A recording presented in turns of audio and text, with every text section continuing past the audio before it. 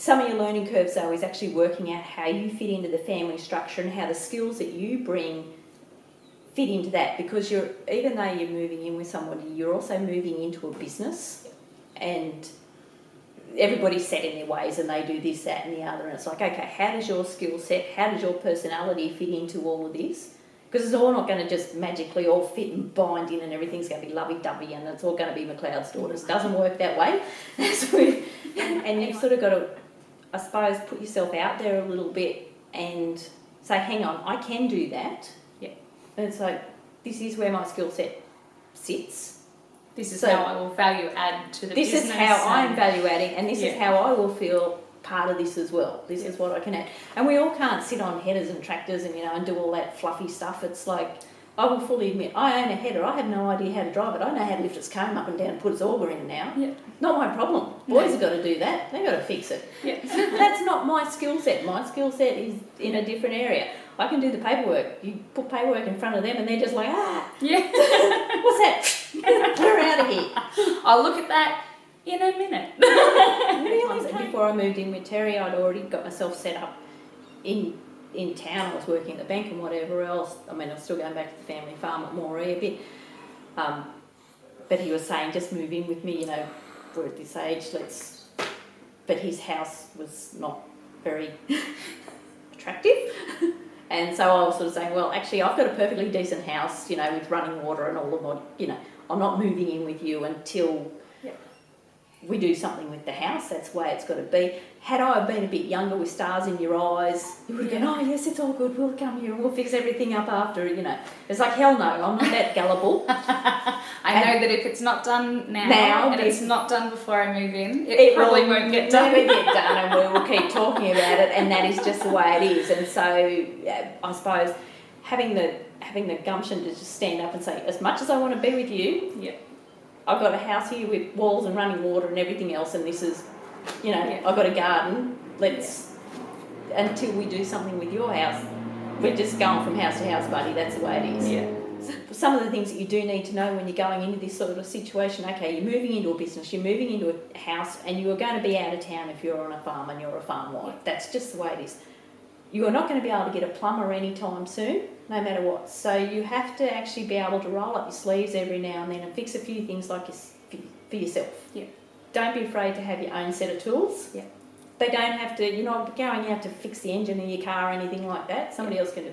You've got to know how to tighten the drawer, your cupboard doors. Yeah. You've got to know how to pull your shower head off and unclog it if you've got too much crap come through your water and done that. If your toilet's blocking up, you've got to know how to get the hose up the sewer and unblock it yourself, because sometimes, even with you, Ned's out there on the tractor, if something's going wrong in here, you're going to have to deal with it a little bit. Yeah. And that's just the reality of living in here. You can't say, look, we'll just get the plumber to come and fix this. Yeah. Not going to happen. No. It'll be weeks. It will be weeks, and you've got to be able to problem solve. Consult Dr. Google. I mean, even fixing toilets. If your toilet won't flush, consult Dr. Google, work out why the water inlet's not working. Yeah. If you've got to go to Bunnings when you're in town and get it, and have a spare inlet valve in your cupboard just in case something goes wrong, do it. Yeah. And then you can feel empowered because you've actually done it. You go, hang on a minute. Setting yourself up for success. Yeah, and it's not the things that you didn't set out to do it, you didn't set out to be a trainee plumber. But make sure you got torches and candles, because you never know when you're going to need them. Yeah, and sometimes when the power goes out, it's out for 24 hours, 72 hours. You're not in town. As far as when your power goes out and you're on, let's face it, you're on a feeder somewhere from, you can have anything going wrong. You can have a fire somewhere that's burnt down a power line. You can have, God only knows what happens.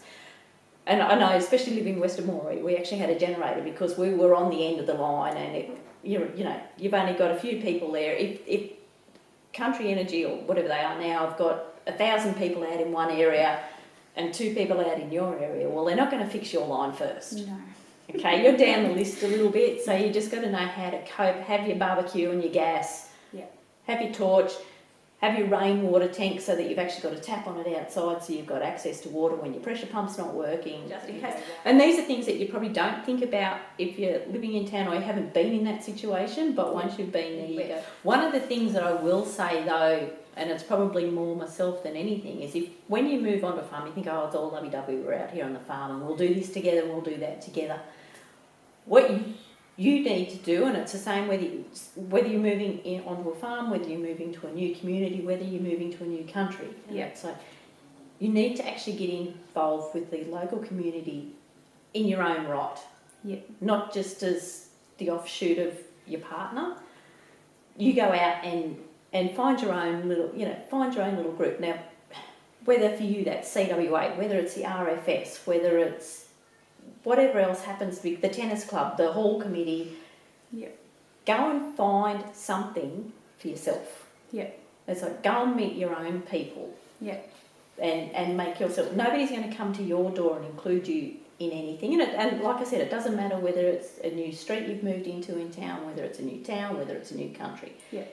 If you don't get involved with the local community and what's happening there, you're actually going to be quite isolated. And when you first start out, you think, oh, it's all lovey-dovey, we're in a little bubble and everything's fine, you know, because I'm so-and-so's other half, I'll be invited to everything. No, you won't. No.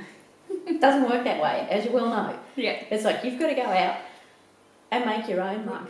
Well, one of the reasons why I actually joined the Burrabadine RFS was because, okay, Terry and Joe, they've been same farm, same area since 1895. They know who they want to know. They've made up their minds about what their neighbours are, who their neighbours are, who's related to who does what, you know, whether they want to talk to them or not, or whatever it happens to be. I stepped in there not knowing anyone in that little district, but that is my little district. Yeah. And that's where I live. So you've got to get to know the people that live around there somewhere. By being part of the RFS, it means, okay, I know the people that are in the RFS. When we go to a call out, you know whose place you're going to because somebody will say, oh, that's so-and-so's place. You're like, oh, so that's where they live. That's where they live. Let's check this out as we, you know. So there's other people then in the community that know who I am for me and what I can actually contribute to that community.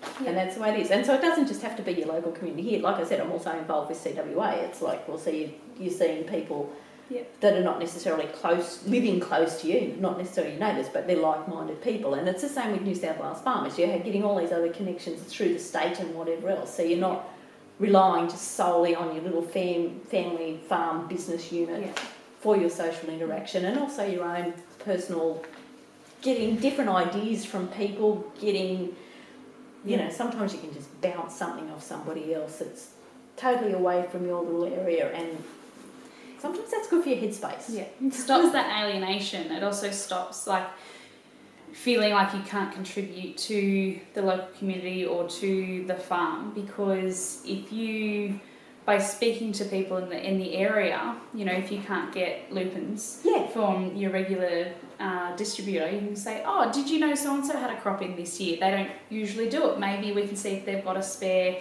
couple of tonne. Especially when you're trying to find seed and stuff. You know, you can say so-and-so, or you might casually mention something and somebody says, oh, we're actually trying to find feed rations for something. Do you have a truckload of barley? And it's like, well, actually, we do. Or